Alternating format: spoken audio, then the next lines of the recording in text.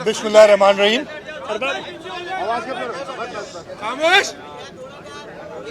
आज 10 मुहर्रम का दिन है। आज के दिन पूरे आलम इस्लाम हज़रत इमाम हुसैन अलैहिस्सलाम की लाजवाल कुर्बानी, उनकी हिम्मत और जुल्म के सामने ना झुकने की रिवायत को याद रखते हैं। आज के दिन सब अशबार होते हैं उस अजीम कुर्बानी के लिए, और मैं भी अज़ादारान के साथ कुछ देर मैंने वॉक की, इस जुलूस में उनके साथ चला हूँ। जहाँ तक इंतज़ामात की बात है, हर साल बहुत वाज़ेह किस्म से इंतज़ामात होते हैं और इस साल भी इसी सिलसिले में हमने कोशिश की है कि लोगों को कम से कम तकलीफ़ के साथ जो उनकी मजहबी रिवायात हैं उसको अदा करने के लिए सहूलियात पैदा की जाए। इस सिलसिले में मुहर्रम से बहुत पहले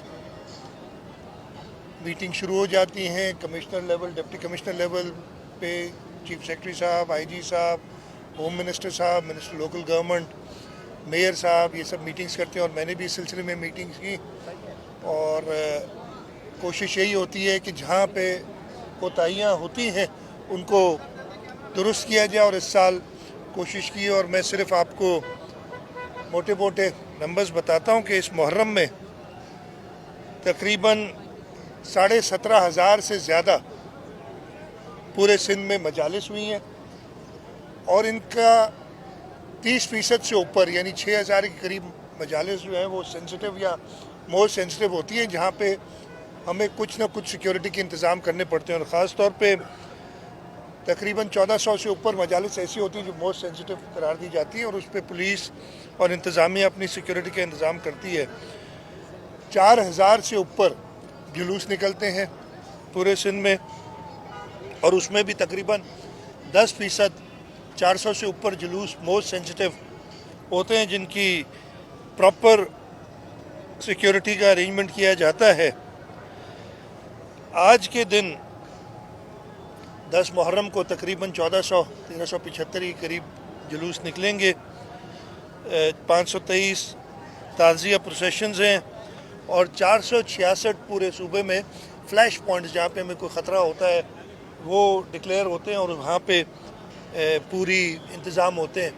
तकरीबन 50,000 पुलिस पर्सनल हमने तैनात किए हैं मुहर्रम के दौरान। आज के इस मरकज़ी जुलूस में तकरीबन 6,000 पुलिस पर्सनल, 168 पुलिस व्हीकल्स और हैं। टोटल इस पूरे सूबे में 1453 पुलिस मोबाइल्स डिप्लॉयड थी। और इसके साथ साथ हम अपने जो सेफ सिटी का जहाँ तक काम हुआ है या उसकी जो प्रील्यूड में हमारी सिक्योरिटी सिस्टम है, सीसीटीवी कैमराज है, उनके ज़रिए जुलूसों को मॉनिटर करते हैं। अल्हम्दुलिल्लाह अभी तक जो भी जुलूस हुए हैं, ख़ास तौर पे कल जो ख़िताम पजीर होता है रोड़ी में, गालिबन पाकिस्तान का सबसे बड़ा जुलूस होता है, वो भी खैरियत से अख्ताम को पहुँचा। और हमारी कोशिश यही रहेगी कि जो अज़ादारान हैं उनको पूरी सहूलत दी जाए और उसके साथ साथ सिक्योरिटी का भी इंतज़ाम किया जाए। आज मैं सुबह ये जुलूस में शिरकत हुआ हूँ। इस जुलूस को पूरा दिन, बल्कि हर जुलूस को मैं रिपोर्ट्स लेता रहता हूँ, मॉनिटरिंग होती है। होम मिनिस्टर साहब खुद उसको देखते हैं सिक्योरिटी के एतबार से, लोकल गवर्नमेंट मिनिस्टर साहब और मेयर साहब देखते हैं कि जी जो इनको सहूलियात हैं वो उनको मिलें।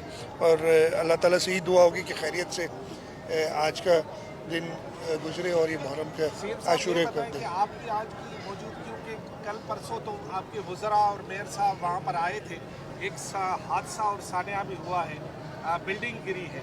इस बारे में आपको इब्तिदाई तौर पर क्या रिपोर्ट है और क्या ऐसे सानियात को बचाने के लिए आप मुस्तकबिल में क्या इंतजाम करना चाहेंगे? देखिए, ये सानिया बिल्कुल बहुत दुखी सानिया था और जैसे ये हुआ था, सबसे पहले तो हमारी और अभी तक ये कोशिश है कि पहले तो यही कोशिश थी कि अगर कोई ज़िंदा निकाल सके मलबे से लोग उनको निकालें, जो जिनकी डेथ हो गई है, और जहाँ तक मुझे पता है 26 इस वक्त तक डेथ्स हुई हैं, इसमें उनकी लाशों को निकाला जाए और उनके लोगों के हवाले किया जाए। जहाँ तक बात है तो पहले तो अभी तक तो हमारी यही कोशिश कि जी जो रिकवरी का या रेस्क्यू का जो एक फेज़ था वो चला है, वो अब आज ख़त्म हो जाएगा। दूसरा मसला ये भी था कि ये मुहर्रम के आशूरे के दिन थे जिस दरमियान ये हुआ है, और हमारी सिक्योरिटी के हवाले से बड़ी कोशिश होती है, इसलिए कि आपको पता है कि हमारा दुश्मन ताक में है। अभी हालिया जो शिकस्त हुई है हिंदुस्तान को, उसके साथ साथ जो ईरान और इजराइल का था, उसकी वजह से वो जो थ्रेड्स बहुत ज़्यादा थी, इस वजह से उस तरफ भी थोड़ा ध्यान था। जहाँ तक आपने बात की आगे क्या होगा, अच्छा इसमें फॉर्चुनेटली अनफॉर्चुनेटली काफ़ी खबरें भी आती रही जी फलाना हो गया ये, लेकिन सही हालात मैं आपके बताता हूँ कि मैंने अभी इस वक्त यही कहा है कि आप रेस्क्यू का मरहला पूरा करें। कल इंशाल्लाह एक डिटेल मीटिंग में लूँगा इस बिल्डिंग के गिरने की वजूहात भी पता करने के लिए। कमिटीज़ तो बना दी थी हमने ताकि उसी वक्त असेस करें, और उसके साथ साथ जो 500 के करीब 400 से ऊपर 480 से ऊपर डेंजरस बिल्डिंग्स करार दी गई हैं, जिनमें कुछ बहुत पुरानी है और ज़्यादातर ये ओल्ड सिटी एरिया में, ज़्यादातर डिस्ट्रिक्ट साउथ में हैं, उनको असेस करके और उनके लिए कोई ऑल्टरनेट देखना। कुछ तो अभी कल एक वाक़या हुआ था, एक बिल्डिंग जो है वो तो कुछ साल पहले की बनी हुई है, अनफॉर्चुनेटली उसके पीछे जाएंगे वो किसने उसकी इजाज़त दी थी, मेरे ख्याल इजाज़त के बगैर बनी है, और जो लोग भी इसकी में होंगे मुलविस करार उनको सज़ा भी दी जाएगी। उसके साथ साथ ये भी मैं कह दूं कि जब ये बिल्डिंग्स, और ये मैं कई बार हम कह चुके हैं कि जब बिल्डिंग्स कोई ख़रीदे तो ये इंश्योर कर ले कि उसको proper approvals building control authority के हों।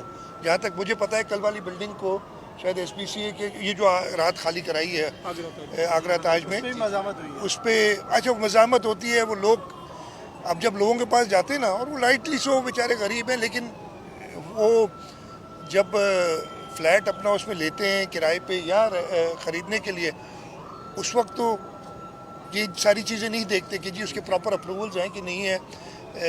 गुर्बत है, सस्ता वो शायद बेच देते हो इसलिए लेते हैं, लेकिन जब उनको उधर से कहते हैं कि जी अब आप मूव करें ये डेंजरस है, तो हुकूमत से हर किस्म की तहफ़्फ़ुज़ मांगते हैं कि जी आप बताएं हमें ले कहाँ जाएंगे, हमें रहेंगे कहाँ, और ऐसा वक्त आ जाता है कि हमें इस पे ऐसा एक्शन लेना पड़ता है, और कल वो लिया गया और उनको उधर से निकाला गया। मेरे ख्याल पीछे जुलूस आ रहा है तो